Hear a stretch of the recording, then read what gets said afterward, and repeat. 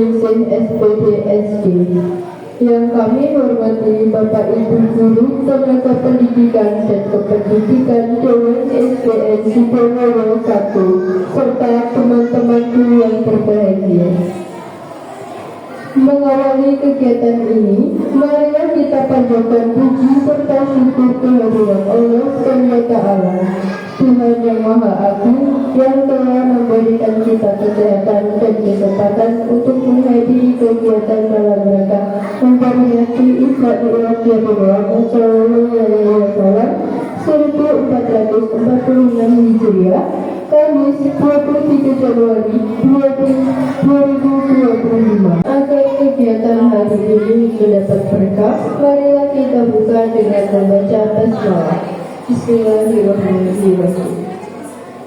Berlanjut ke acara berikutnya, yaitu tilawah Quran secara bersama-sama. Mari kita baca surah Al-Isra.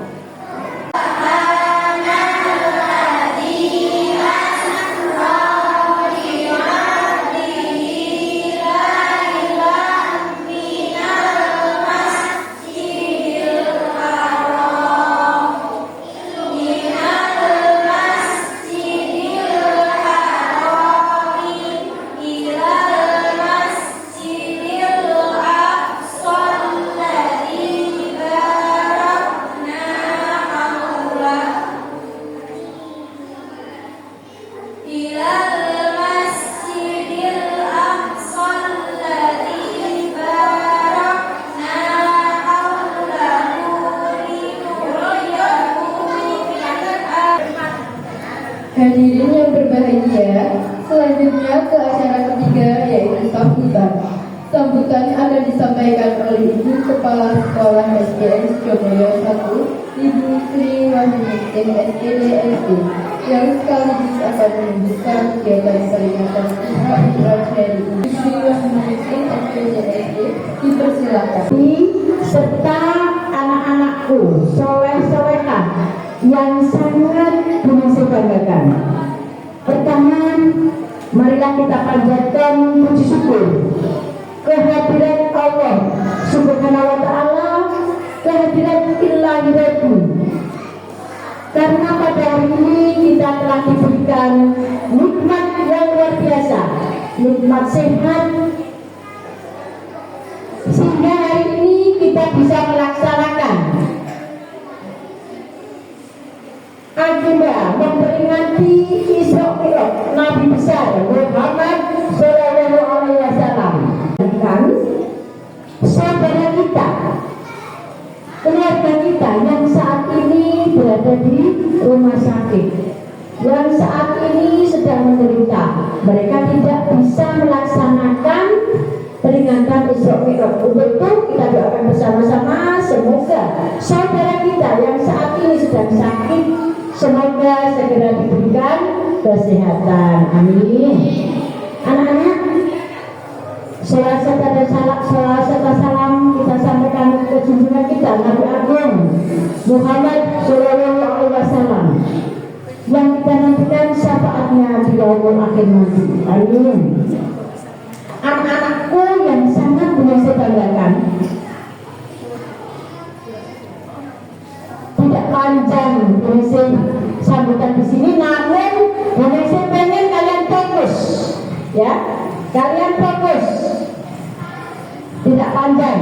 Hari ini, maka kalian harus berjanji untuk sholat 5 waktu tidak bolong, ya, gak bolong. Berjanji, janji, yuk kita janji, jempetnya diangkat, janji.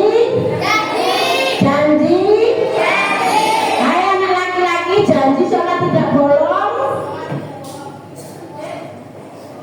sholat 5 waktu, janji mulai hari ini. Angkat tinggi-tinggi jempolnya, oke? Anak laki-laki tidak janji, tidak mau ya. Yang belum angkat berarti tidak berjanji. Angkat tinggi.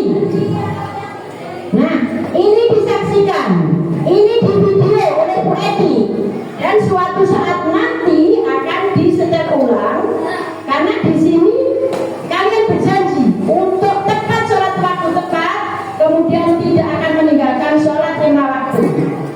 terima kasih anak-anak. Assalamualaikum warahmatullahi wabarakatuh.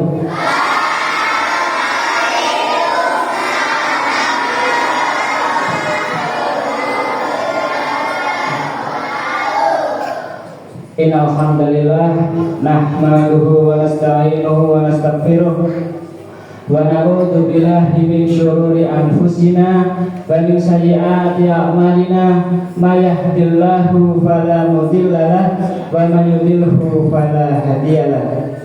Asyhadu an la ilaha illallah wahdahu la syarika lahu wa asyhadu anna Muhammadan 'abduhu wa rasuluh. Allahumma salli wa sallim wa barik ala sayyidina Muhammadin wa ala alihi wa sahbihi ajma'in, amma ba'du. Yang saya hormati Ibu Sri Wahyuningsih selaku Kepala Sekolah SDN Sidomulyo 1, dan yang saya hormati Bapak Ibu Guru SDN Negeri Sidomulyo 1, serta anak-anakku yang Pak Arif sayangi dan Pak Arif banggakan. Dan Allah Subhanahu wa Ta'ala yang telah melimpahkan rahmat, taufik serta hidayahnya sehingga kita dapat berkumpul dalam acara Isra Mi'raj ini dalam keadaan sehat walafiat tanpa suatu halangan apapun. Salawat serta salam tak lupa kita haturkan kepada junjungan kita Nabi Agung Nabi Muhammad Sallallahu Alaihi Wasallam yang akan kita nantikan syafaatnya di yaumul akhir nanti. Amin. Alhamdulillah, pada kesempatan kali ini mari kita bersama-sama merenung dan mengingat kembali peristiwa besar, sejarah besar dalam Islam, yaitu peristiwa Isra Mi'raj. Dan yang dilakukan oleh Nabi Muhammad dari Masjidil Haram ke Masjidil Aqsa, lalu naik ke atas langit yang dinamakan Sidratul Muntaha. Ya. Yang dinamakan apa tadi? Sidratul Muntaha. Ya. Di Sidratul Muntaha Nabi bertemu langsung dengan Allah. Ya. Jadi Isra Mi'raj ini ada dua perjalanan yang dilakukan oleh Nabi Muhammad SAW dari Masjidil Haram ke Masjidil Aqsa. Ya. Kalau Mi'raj itu perjalanan yang dilakukan oleh Nabi Muhammad menuju ke atas langit yang dinamakan apa tadi? Sidratul Muntaha.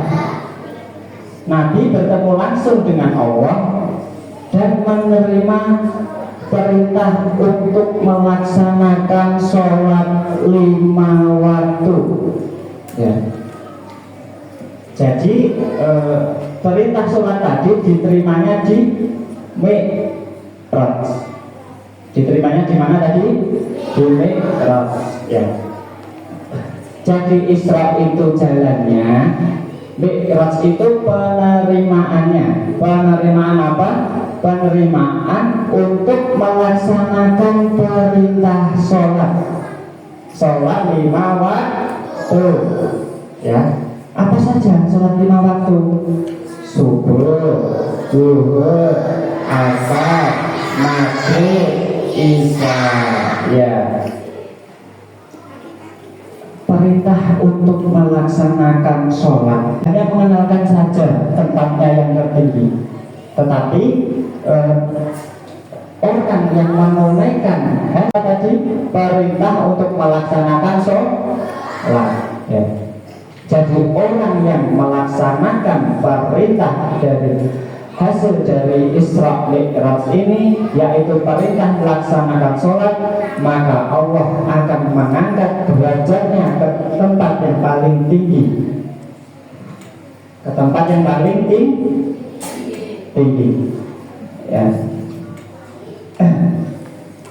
Jadi tidak hanya mengenalkan tempatnya saja yang paling tinggi, tapi Allah akan mengangkat derajat orang yang menunaikan ibadah sholat ke derajat yang paling tinggi,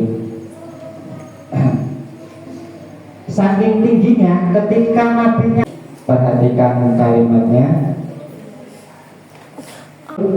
muntaha, ya di Sidratul Muntaha. Lalu Nabi mengatakan at-tahiyatu mubarakatus sholawatun thayyibatulillah. Kita baca itu semua ya, pas waktu sholat ya, baca pas tahiyat ya.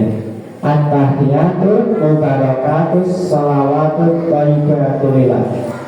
Lalu Allah langsung menjawab, assalamualaikum ayyuhan nabiyyu wa rahmatullahi wa barakatuh. Lalu Nabi menjawab lagi, jangan saya saja ya Allah yang diberi rahmat, jangan malaikat-malaikat saja yang diberi rahmat, tetapi semua umatku yang mengikutiku menunaikan ibadah ini, yaitu perintah sholat tadi, maka berikan kepada mereka rahmat-Mu ya Allah, seperti aku diberikan ya perintah melaksanakan sholat. Karena hasil dari Isra Mi'raj Nabi Muhammad ini adalah perintah untuk melaksanakan sholat 5 waktu. Paham ya anak-anak ya? Paham. Perintah melaksanakan sholat 5 waktu. Maka dari itu perintah melaksanakan sholat itu hukumnya wajib. Kenapa diwajibkan? Dan kenapa harus dipaksa? Kenapa? Karena di dalamnya bukan ada beban. Kenapa sholat harus dipaksakan? Karena di dalamnya tidak ada beban ya. Tapi ada kasih sayang Allah yang memaksa kita, karena Allah sayang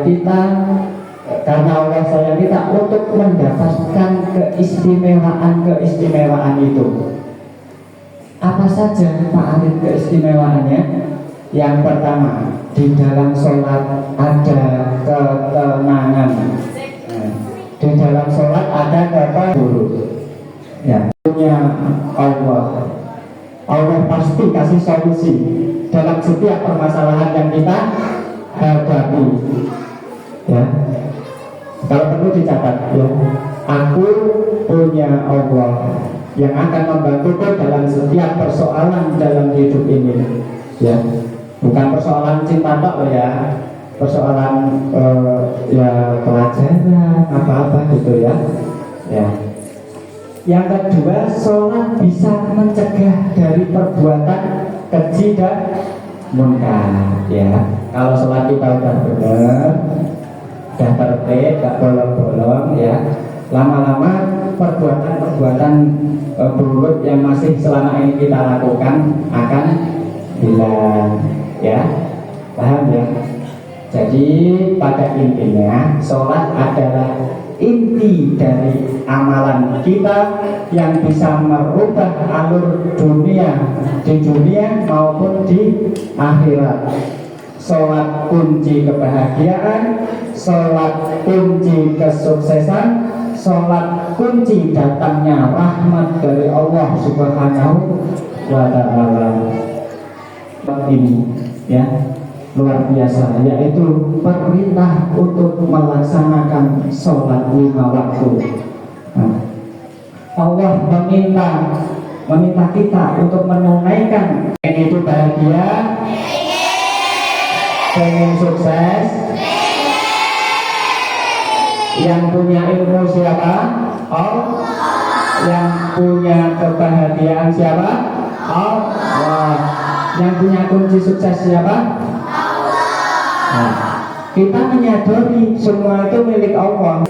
Bapak, Ibu, serta teman-teman yang dimuliakan oleh Allah SWT, mari memasuki acara selanjutnya, yaitu penyampaian kisah Nabi Muhammad SAW yang akan disampaikan oleh teman kita, Akila Sarifatun Nasrullah. Kepada Akila Fadila Zarifatul Najwa, disilahkan. Assalamualaikum warahmatullahi wabarakatuh.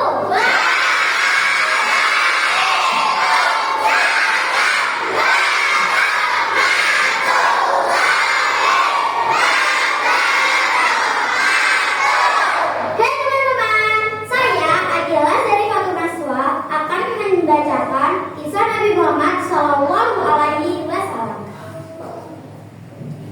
Nabi Muhammad lahir di Makkah pada tanggal 12 Rabiul Awal pada tahun 571 Masehi atau dikenal dengan tahun gajah, tepatnya pada hari Senin. Ibundanya bernama Aminah binti Wahab dan ayahnya bernama Abdullah bin Abdul Muthalib. Ayah Rasulullah Abdullah telah meninggal dunia saat Rasulullah Shallallahu Alaihi Wasallam masih di dalam kandungan ibunya. Tak lama setelah ayahnya meninggal, ibunya pun dunia setelah 2 tahun bersama Nabi Muhammad Shallallahu Alaihi Wasallam. Akhirnya paman Nabi Muhammad Abu Thalib membesarkan Nabi Muhammad Shallallahu Alaihi Wasallam. Lalu disinilah Nabi Muhammad mulai diajak untuk berdagang ke negeri Syam. Ikut pamannya berdagang ke negeri Syam dan membangun kerjasama bersama seorang janda kaya raya, yaitu Khadijah binti Khuwailid. Sifat jujur dan amanah yang dimiliki Nabi Muhammad saat berdagang membuat Siti Khadijah terpesona hingga akhirnya mereka pun menikah. Turunnya wahyu pertama di suatu hari, Nabi Muhammad bermimpi bahwa ia didatangi oleh malaikat Jibril. Saat itu Rasulullah memutuskan untuk menyendiri di Gua Hira. Malaikat Jibril datang menghampiri Nabi Muhammad Shallallahu Alaihi Wasallam dan turunlah wahyu Allah Subhanahu Wa Taala yang pertama, yaitu Quran surah Al-Alaq ayat 1 sampai ayat 3. Dan disinilah Nabi Muhammad Shallallahu Alaihi Wasallam mulai berdakwah secara tak bersembunyi-sembunyi. Pengikut pertama Nabi Muhammad Shallallahu Alaihi Wasallam yaitu Abu Bakar As-Siddiq, lalu diikuti oleh Zaid bin Haritha, Ali bin Abi Thalib, Ummu Aiman, hingga Siti Khadijah. Subhanahu wa Ta'ala memerintah Nabi Muhammad untuk berdakwah secara terang-terangan. Hal ini disampaikan dalam surat Al-Hijr ayat 94.